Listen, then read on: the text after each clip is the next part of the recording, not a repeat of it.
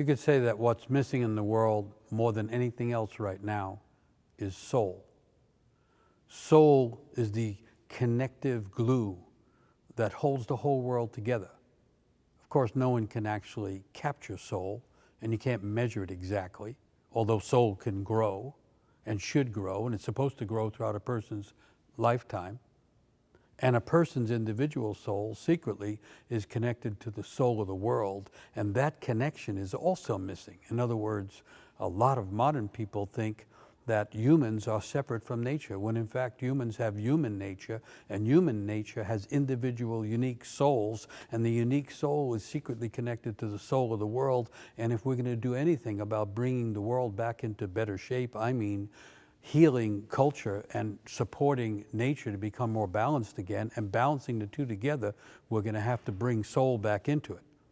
So even though most modern people don't think about their soul, everyone has a soul. And not only that, each soul is imbued with genius, not genius like IQ or high intelligence in that sense, but the old meaning of genius, the spirit that's already there, the spirit that comes into the world inside each person's soul.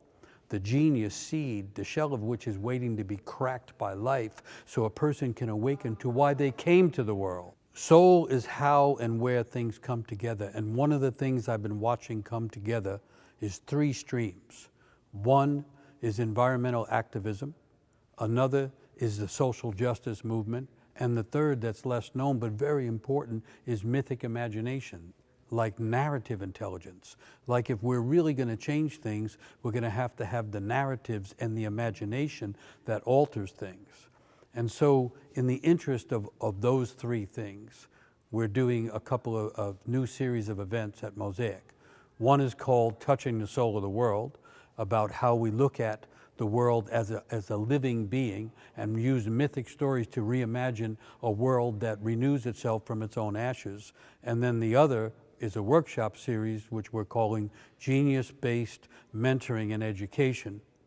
And that's an opportunity for teachers and mentors and counselors and anybody who works with young people or anybody who teaches to come and learn about how genius works and how to be effective in helping young people find their genius and confirming that for them, but also helping the olders become elders by awakening to their genius and maybe helping to weave wisdom back into the culture. So at these events, I'm going to be presenting ideas about what I call the genius myth. In a way, it's a step on from the hero's myth or the hero's journey. On the hero's journey, a person goes out and heroically does something and maybe brings something back to others.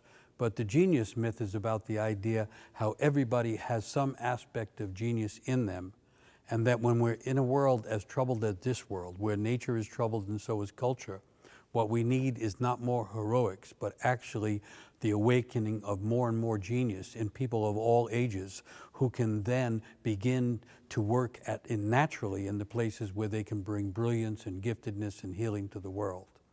And so that's the background for this series of events.